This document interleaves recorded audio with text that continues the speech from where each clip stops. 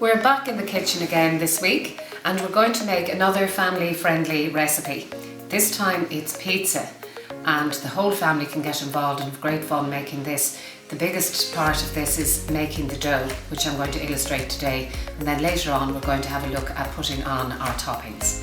So to make our yeast base, we need about 500 grams of flour, and the particular flour we're using for this is called strong flour, and that means it's got extra gluten in it, and that gives it the beautiful elastic texture that you associate with dough for making pizza. We're also going to use yeast, and we're using dried yeast as our raising agent. We also have about 15 or 20 grams of sugar, a good glug of olive oil, about a dessert spoon, a tablespoon, and then to mix all that together we're going to use about 350 or 375 millilitres of warm water, and I'll explain later what warm water means exactly. So we'll start off then. I suppose a good idea at this point is to make sure that you've got the tomato base ingredients at hand, otherwise you're going to have to go and get them, and start thinking about your toppings at this point, and those are, you know, entirely up to yourself. But for the basic ingredients for my sauce is a chopped can of tomatoes, 2 or 3 garlic cloves, some oregano and some tomato puree, but when we're making that up later on I'll explain how you combine those. So into our flour we're going to mix our dried yeast, and this is what's called fast action dried yeast. Now you can reconstitute this or make it up in 2 ways for use in this dish. You can either add the little granules to warm water and wait for about 5 or 10 minutes, and if it forms bubbles on top you'll know it's active, and then you can add it to your flour. Otherwise you can add it directly, add in your sugar, add in your olive oil, and then you also add in your water. I'm going to add in about 350 millilitres at this stage, and if I need more later I can always go back and add it. So just mix this until it all comes together as a dough. And sometimes you can be misled and you think, oh gosh, that's too dry, but just don't put in too much liquid, as it's very hard to work with if it's very, very wet. That has all come together now like this, and that's what you're looking for. Now you toss that out onto a prepared surface, so just put a little bit of flour out on the surface, and then you can toss out the dough. And what you have to do now is knead this, and this is a really therapeutic part of this dish because it's beautiful and warm. Remember we said you had to add warm water? Well, the temperature of the water needs to be about 38 to 40 degrees to allow the yeast to grow. So we're going to do this process here now, which is called kneading, for about 5-6 minutes, and you'll know it's ready because the stickiness of it will go, but you'll notice that it will become very elastic while you're kneading this. But this is the bit now where you should just enjoy the kneading, and just the warmth of the flour and dough is really nice to work with, and also it's giving you some exercise. Work on those biceps. So at this stage now we've been kneading for about 5 or 10 minutes, and it has got a beautiful, almost smooth texture, and it's really, really sticky, and that tells you that the gluten has been beautifully developed in it. And that's the difference between yeast dough and regular dough, is that you've got all this beautiful elasticity in it.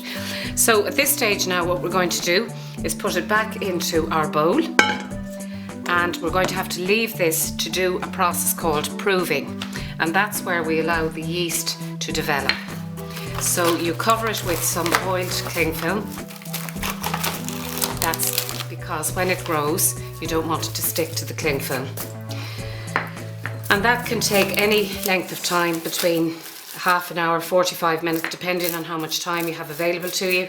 But you just put it somewhere nice and warm. The temperature we're looking for here is about 37 to 40 degrees. That's the best temperature at which the yeast will produce.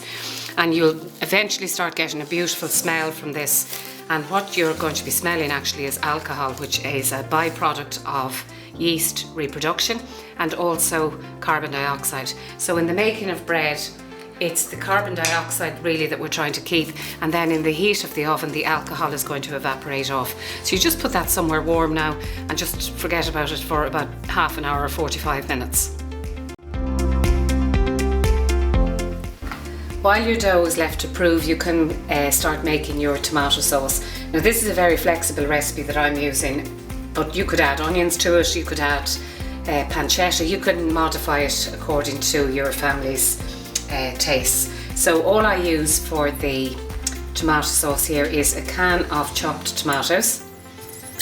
So you can just add those directly to the saucepan.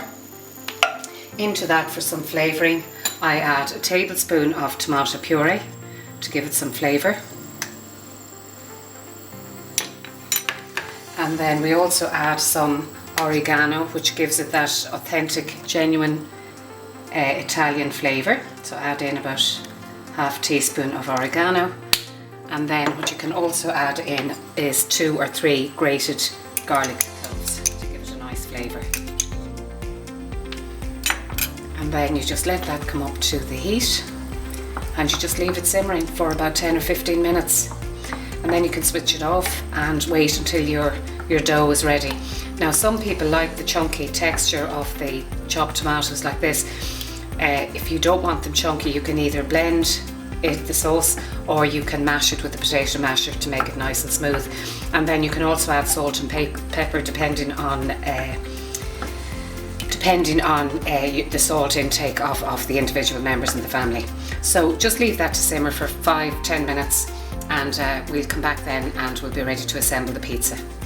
So this dough has been left proving for about an hour and a half in a warm part of the kitchen. You can always put it beside a radiator or into a hot press or something to speed up the fermentation process. That's what has been going on while this has been proving.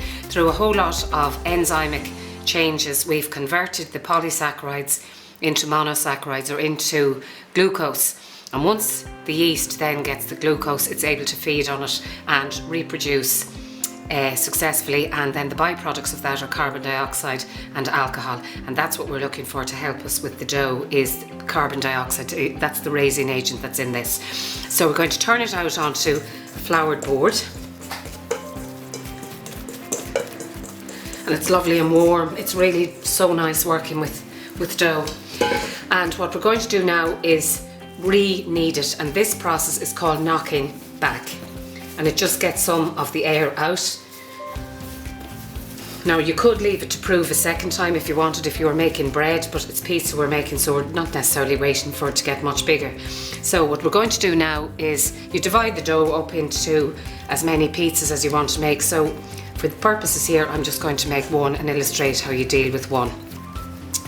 So again, you can start the process of stretching this into the shape that you want.